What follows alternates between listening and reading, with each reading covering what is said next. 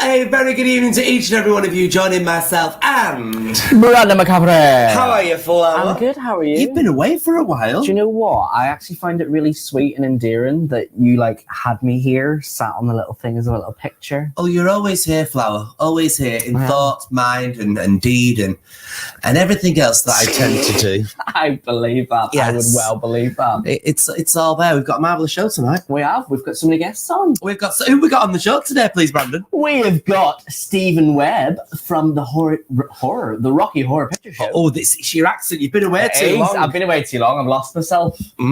Go on, who else is on? We've also got the fabulous Sue Pollard. Oh, we have. We'll tell you a bit about that in a bit, everybody. She's coming on in just a second. We were doing a video interview with her, and you'll see the way this has kind of developed. It's quite interesting. It is. Mm-hmm. It is. And you've been talking to a choreographer. Yes, I've also been talking to Carlos Pons Guerra. I hope I've said that right again. I like it. It sounds like a character from Les Mis, don't you think? What, like Gav Roche? Yeah, it does. One lady that doesn't sound like a character from Les Mis, but more so like a character from Heidi High is this lady, Sue Pollard.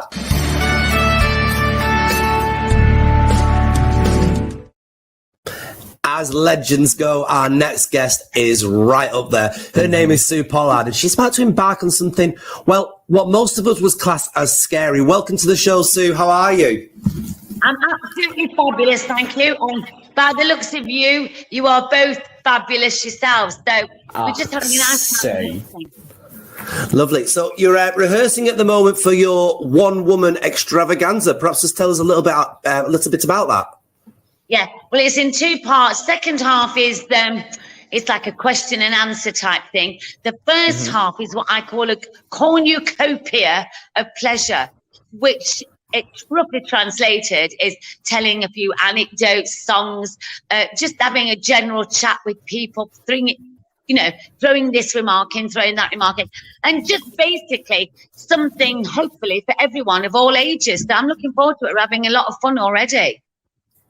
It sounds great. Obviously, you've been doing this for so long now. What made you want to come back and do a show like this?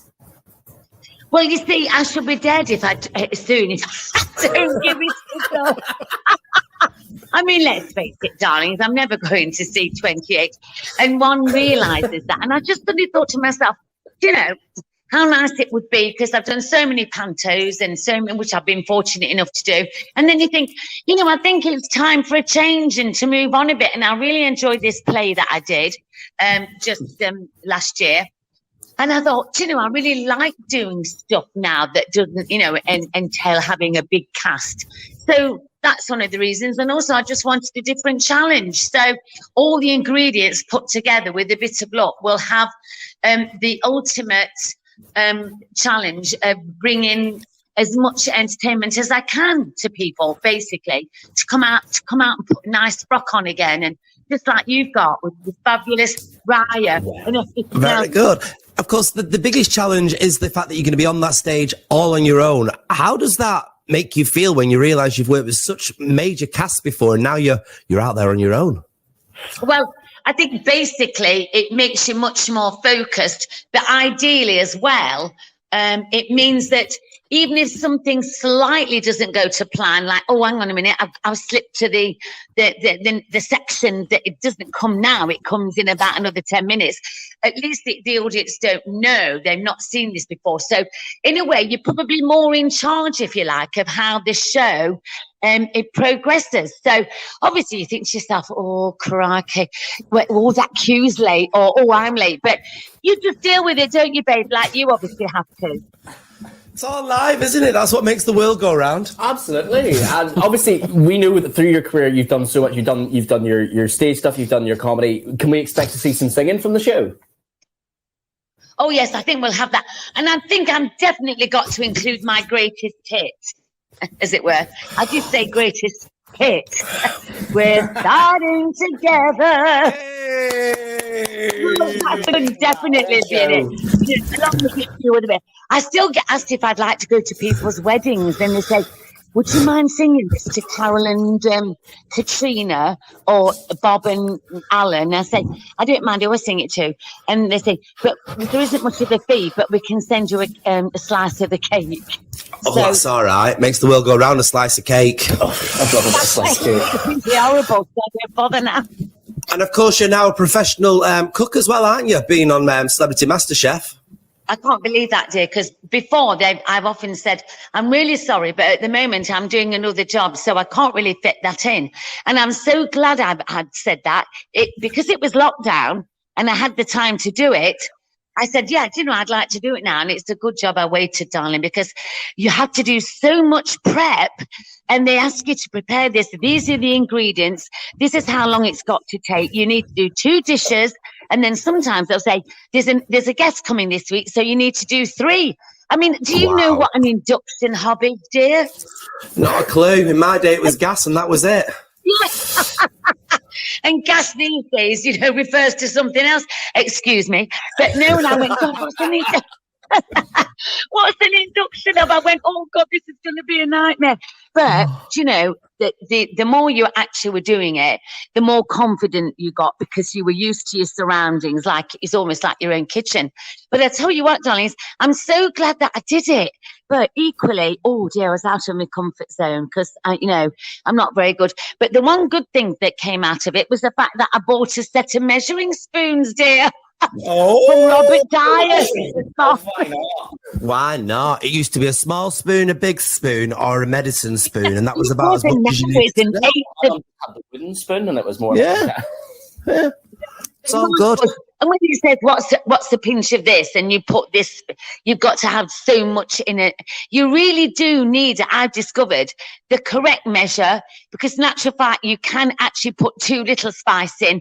And indeed, as we know, too much. So do you know what? Things like that I've learned. And I really enjoyed my time there. Greg's great. So is John. They were all really terrific and extremely helpful. So I'm glad I did it. Amazing. Fantastic. Now, obviously, the show's on the 15th of February in Altrincham. What's one thing you would say that is why words? What's one thing you would say that is a reason that people should come see this show then? They should come and see it because it's got a mixture of everything. There are some surprises. It's not just a plant pot on a table and a chat. It's actually, beautiful slash curtains and colour. But there's another item of prop that we're using that I won't say what it is because it'd be a bit of a giveaway, but it's going to certainly be fun. I went, well, I hope it is. We've tried to cover every single thing that people would appeal to. So just come out, enjoy yourself. Don't be tentative. If you haven't been out for a while, I can understand why, you know, people might go, well, I'm not used to going out now, but put your glad rags on. Come on, have a good time. You'll enjoy it. Lovely. And just before you go, we've heard rumours that Heidi High may make a return. Are you going to be part of it if it does? Darling, now if it does return, I wonder if they've let my agent know because this is the first I've heard. Can you imagine? Oh, poor old Peggy, dear. I mean, her voice has gone a bit lower for a start. She'll look about 85. So I don't think it's a good idea. I mean, I think the original cast should just wave along the new cast and wish them well. Do you think if Peggy was still around, she'd still want to be a yellow coat, or do you think she would have made it and made a career out of it by now? No, the idea was that when we left at Heidi High, we'd say, I wonder what all the characters would be doing now. And David and Jimmy used to say that obviously Gladys was lovely ensconced in Australia, and Peggy would have been the manageress of the Odeon Cinema. Yeah. Take your feet off those seats and stop flinging your popcorn about, you know.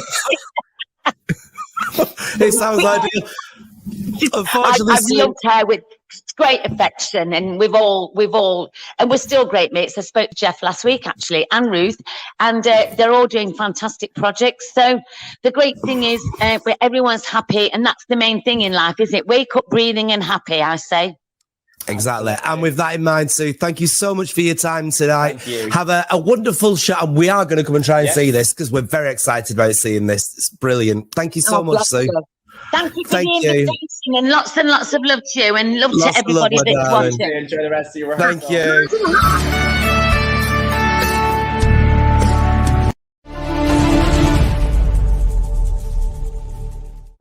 It's Jo Britton, your personal performance coach here for another minute of mojo. Are you back into the swing of things now? Back at work, things are piling up and perhaps you're feeling a little bit stressed about it and you just want to say no more, but you find those two little letters really hard to say. Look, saying no is an essential part of living a healthy and productive life. And when you're afraid to say no, it usually comes from a place of wanting to avoid conflict, confrontation, or rejection. And perhaps you feel like if you say no, people will think negatively of you or that you're unkind. And that's not really the case. When you're able to say no, you're actually valuing yourself as a human being and putting yourself above other people. So here are a couple of ways, if you struggle to say no, that may help you. You could just simply say, thank you for thinking of me. I'm going to have to pass this time. Maybe you're in a situation at work where your boss puts another meeting in the diary and you don't have time for it.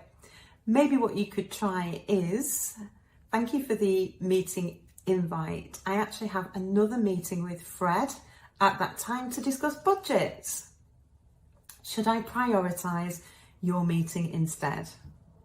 I hope those couple of tips have helped you. In the meantime, stay safe and well, and I'll be back next time for another minute of mojo.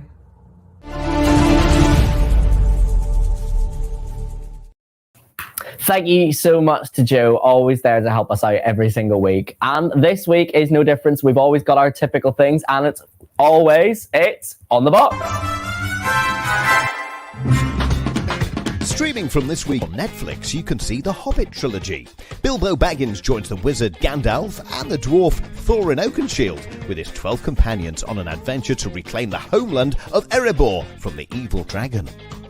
New to Disney Plus, you can see the Ice Age adventures of Buck Wild. This film continues the hilarious escapades of the beloved Sub-Zero heroes as they create more prehistoric pandemonium. On BBC iPlayer, you can see Season 1 of The Cameron Years take a trip back in time with the former Prime Minister, who reflects on his term in office. And on All 4 from this week, you can watch Screw. Now, just in case you were wondering, it's all about Rose, a trainee in her early 20s who's street smart, but isn't prepared for what being a prison guard in a men's jail is really like. That's it for this week. More top telly tips next week here on Your Manchester. Here's some unmissable events happening across Manchester in the next few days. The School of Rock continues at the Palace Theatre until Saturday, and over at Hope Mill Theatre, The Wiz is still on until the 16th. The Strange Undoing of Prudencia Hart concludes its run at the Royal Exchange on Saturday, so if you haven't seen it yet, it's your last chance to do so. Starting next Tuesday at the Lowry, you can see the play Looking Good Dead, starring Adam Woodyett and Gaynor Faye. On Saturday night at Stockport Plaza, it's Mike Sweeney's 60s Classics, a night not to be missed. At the Museum of Science and Industry, you can see the Revolution Manchester show every Wednesday until Sunday. It tells the story of how science met industry right here in Manchester. And on Friday night at the Bury Met, you can see Ferris and Sylvester, a night of blues, Americana, and rock and roll. And if you've got an event you'd like to tell the whole of Manchester about, just drop us an email. Contact us at yourmcr.com.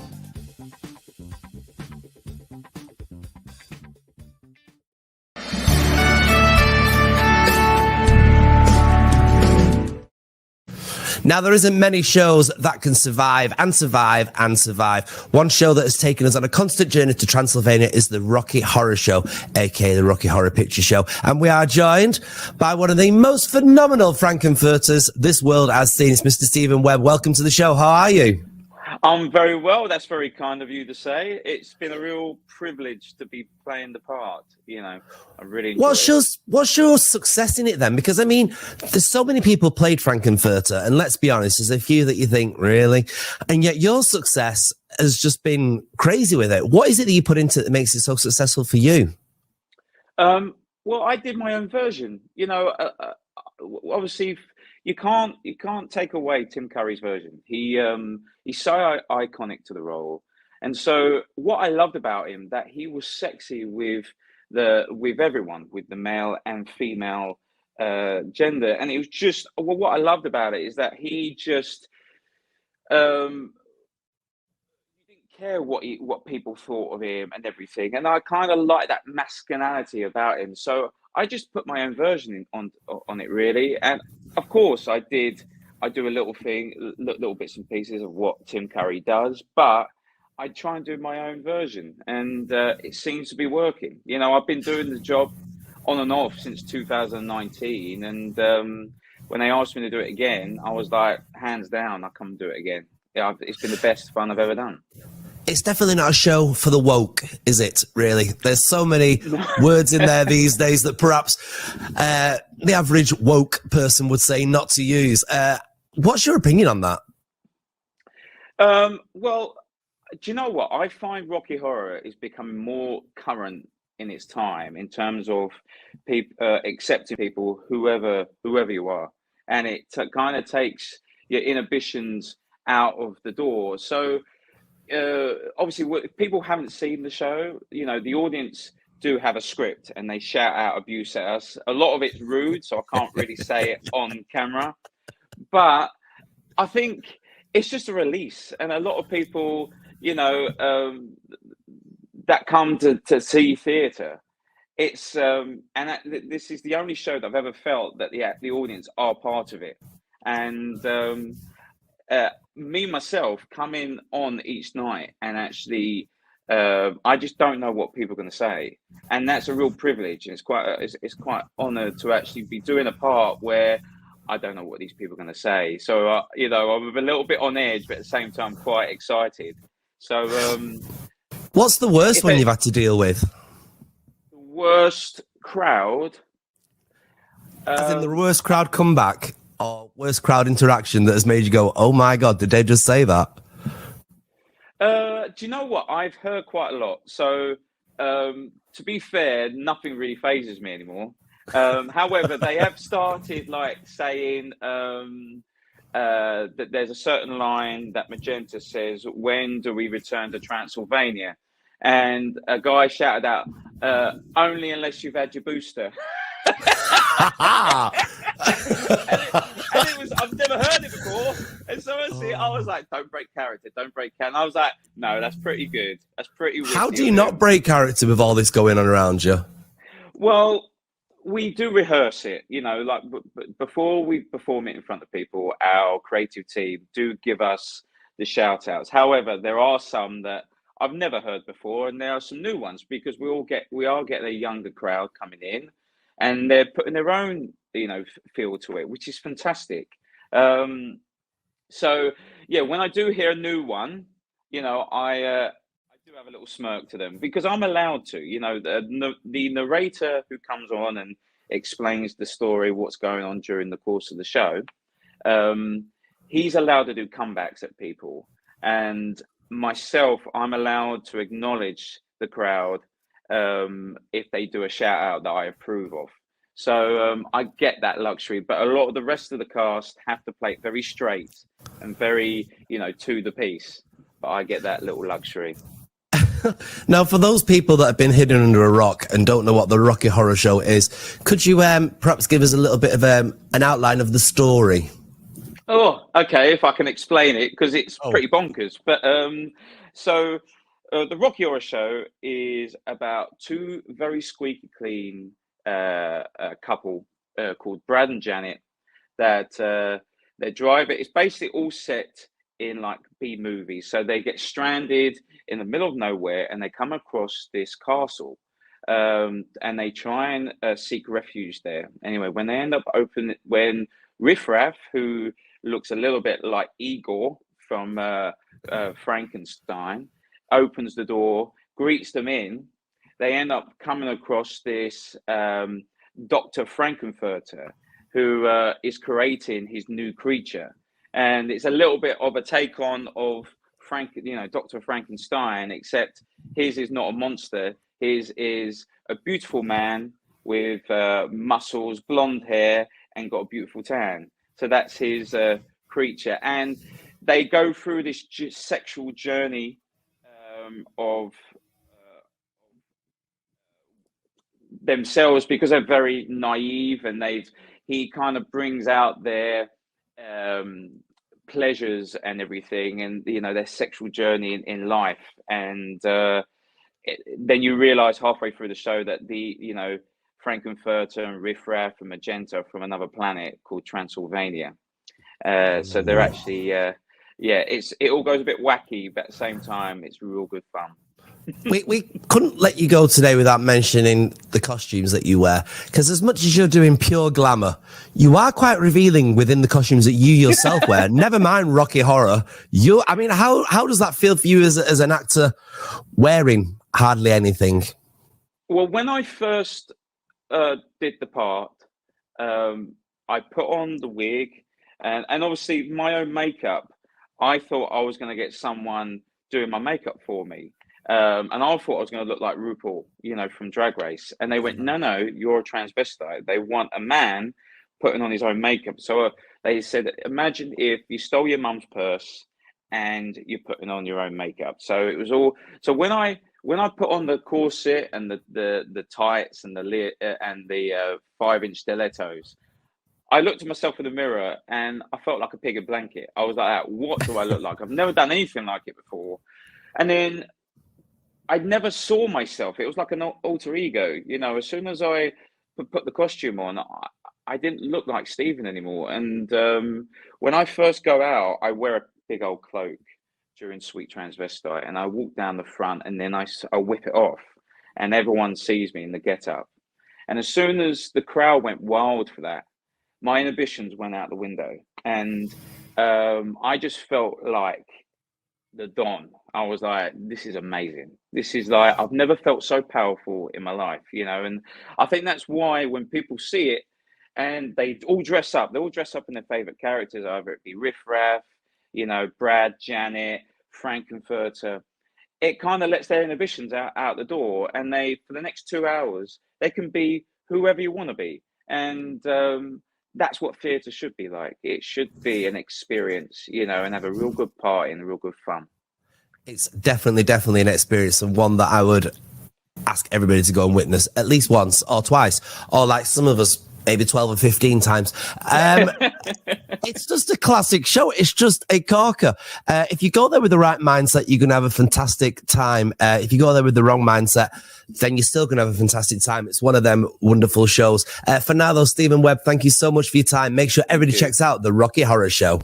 Thank you very much.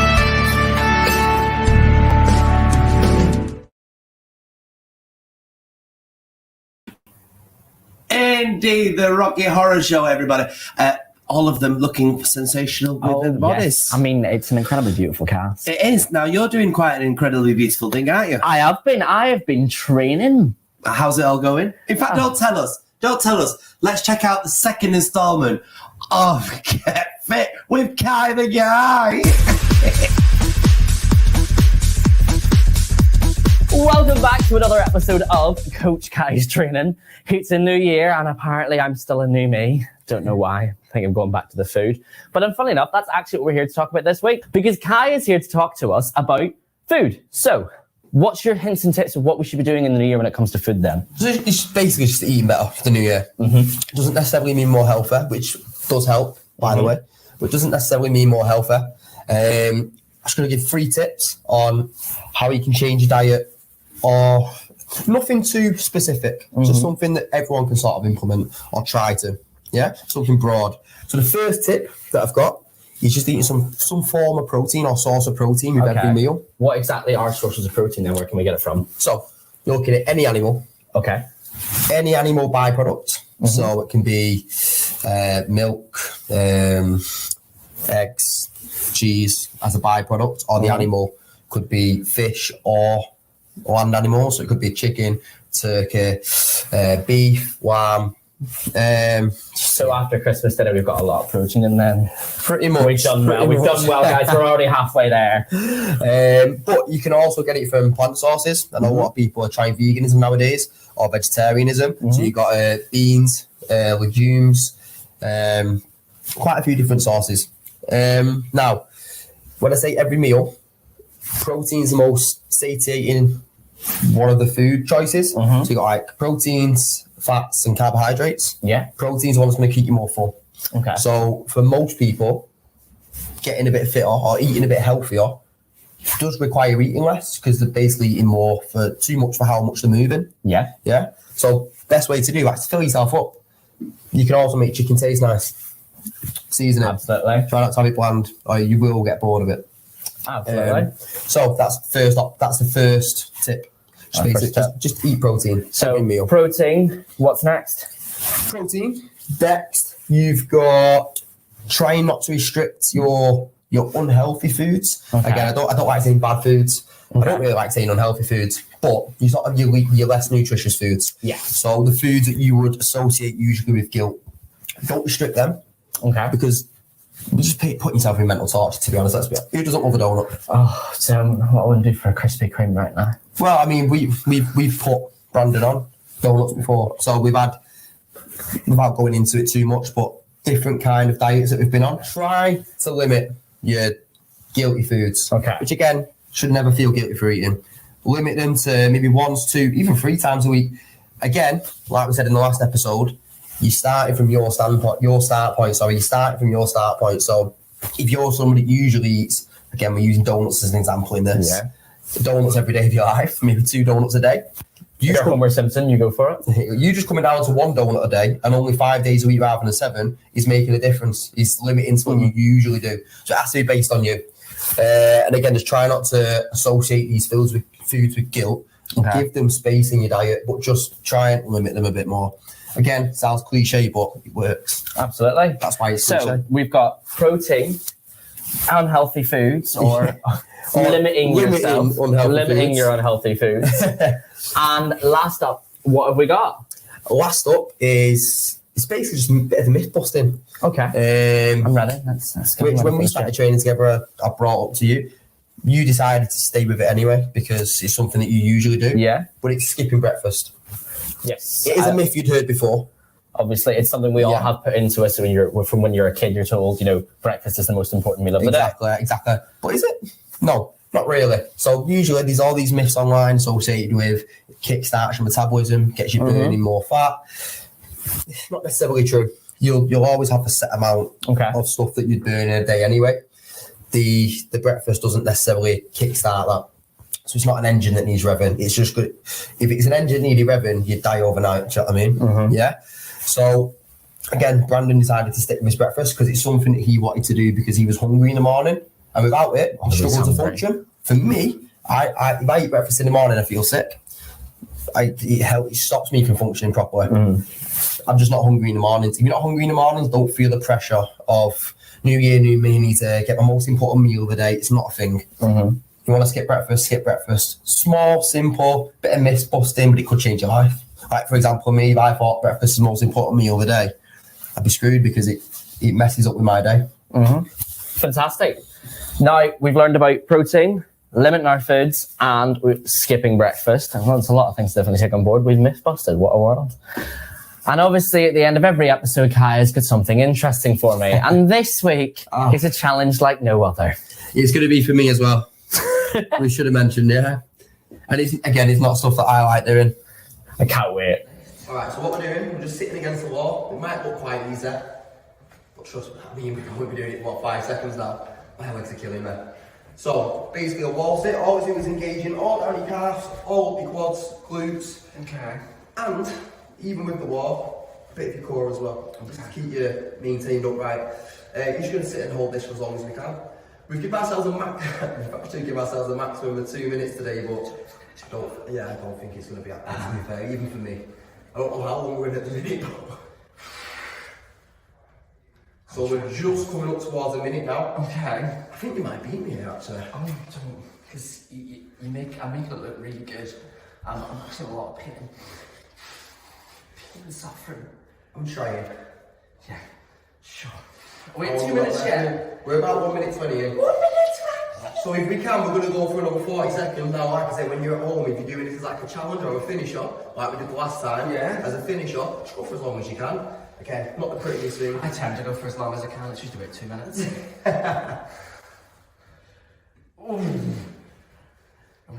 Just under 20 seconds, 15 seconds left. Do you know what? If I do this, I'll be well impressed. I've not done this in years, since I was like 18. 5, 4, 3, 2, 1. Oh, goodness. I'm done. I'm done. That's not on the fly. See you next week on another episode of Coach and Mackay. Someone get me a water.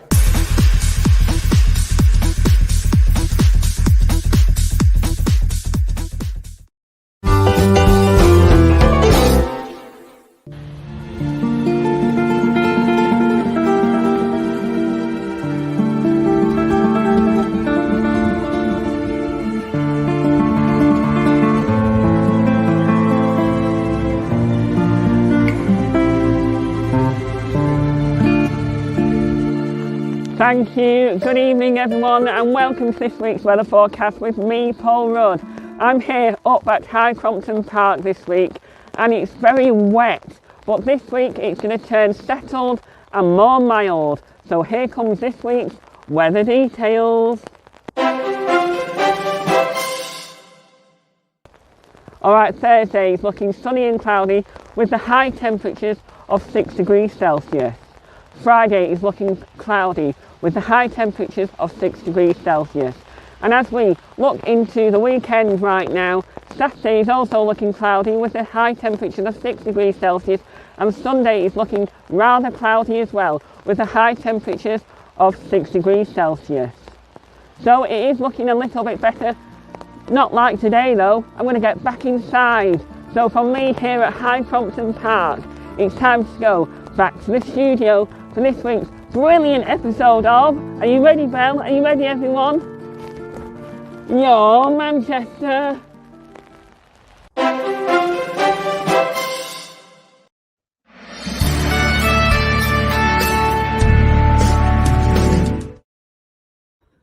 Now up, we've got Carlos Ponguera. I hope I've said that right. Please welcome him to the show. Hey, hello. You almost got it. Ponce. Do you know what? I was sat there going, I'm going to mess this up in some way, and I knew it was going to happen. To be honest, it was a very good mess up. I've heard very weird versions of it, so it's not that bad. Oh, that's not too bad. As long as I got it then, it's not as bad then. Now, obviously, you're here today to talk to us about your new show, Mariposa, but actually, I want to talk a little bit about you first, because having looked at who you are and the style of thing you do, you've been told that you're quite innovative, you're very emotional with your style of choreography. See, he's smiling now, he's loving this. It's very interesting stuff. From the pictures I've seen of your shows, it's quite dynamic. So I just want to know, what exactly is your process? How do you come up with the things that you do? Well, at risk of sounding a little bit, a little giving away a little too much, a lot of it actually comes from a personal place. So I find that to make work, it has to kind of come from somewhere personal. And then so I always ask myself, who am I? Where am I going? And, something that I realized early on in my career was that I'm kind of very gay and also very Spanish. So there's always it's always good to know those things, isn't it? Yes, it is. It is good to find them out. Dance taught me them. So there's always like an element of of something personal that's happened and then gets like massively blown out of proportion on stage through very camp production value. But I think there's something in me being. I'm from the Canary Islands, which is somewhere in between Latin America and Europe and Spain. And there's something about, I think, culturally being very kind of colorful and being very performative and being very, camp. And I mean, you can't avoid, I was born in the gay epicenter of Europe, which is Gran Canaria. So, so there's always that element of camp is always going to be in the work, and it always inspires me. Absolutely. I mean, from what we can see of the stills at the shows you've done previously, I know you've worked with so many different companies across the world. Even you've been to New York. You've even worked in Belfast, which I will take as my number one moment for this. And you've obviously got your own dance company. You've got Donada. Like, you've got so many different kinds of shows out there, and obviously the show that you're doing now is no different. Your new one is Mariposa, which, if I'm right, is Spanish for butterfly. It is, yeah. It is fantastic. See, I'm even a linguist at this. I'm doing amazingly. You're doing great. So, from what I've read of the description of this show, it seems very different to what a butterfly is. What I've heard, there are rent boys, we have sailors, we have showgirls. What is this show? It's actually a version of an opera, believe it or not. So it's obviously Madame Butterfly. It's an opera. It's a very famous opera we all know by Puccini.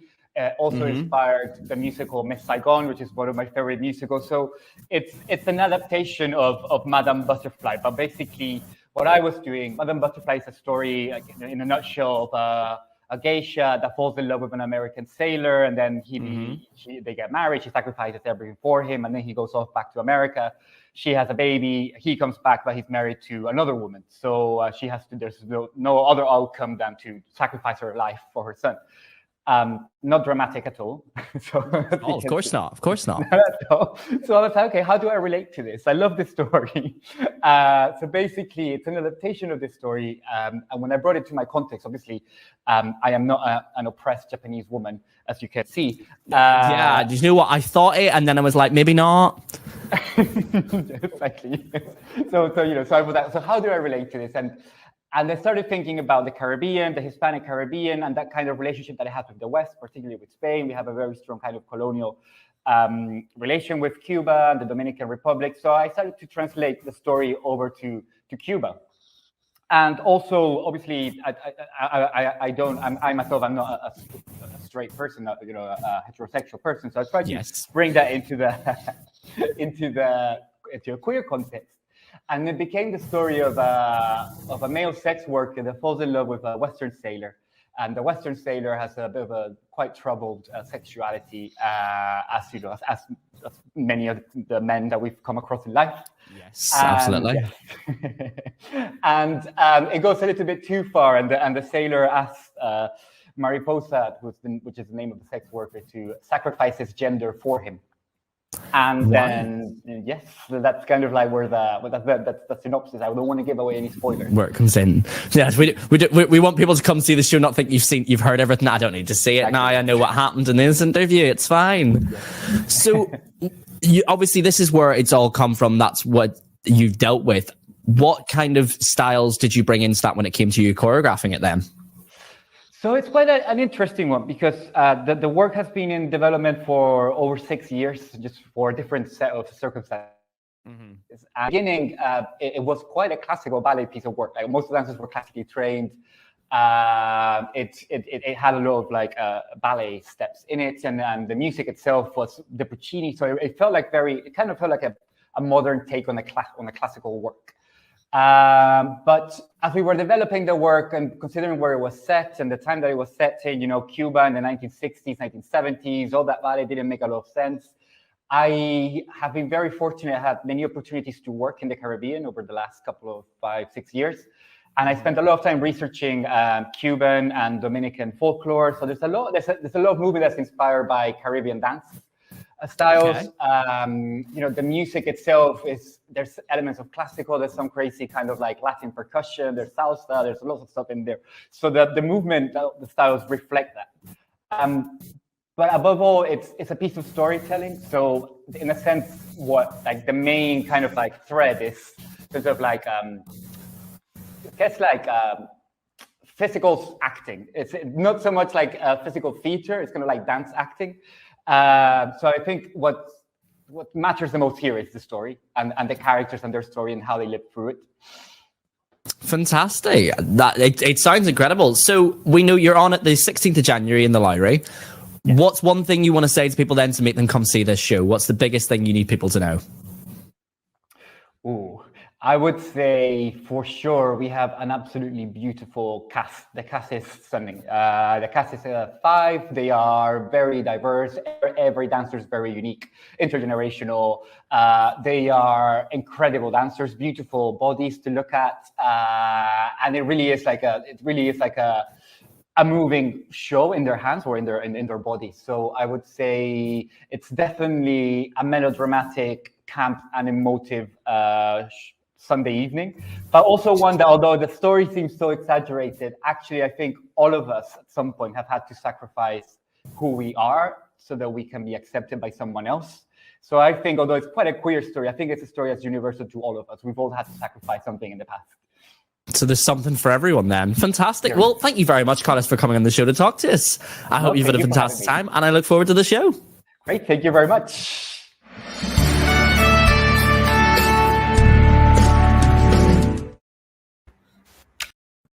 There we go then. Lots and lots going on, isn't it? That shot's just not in focus at all, is it? Like, what about the other one? Is it? That's better. There we are. That one cocker. We've done dead well there. Anyway, it's been a cracking show. It has. I've watched you do your fitness. You have. I've watched myself sweat. Full stop. And it's all very, very good. On next week's show, we've got loads more for you, as obviously. Check out the podcast version of this, though, because there's some little bits in there perhaps you've not heard tonight. You never know. You never know. In the meantime, thanks to each and every one of you for watching this week's episode of Your Manchester!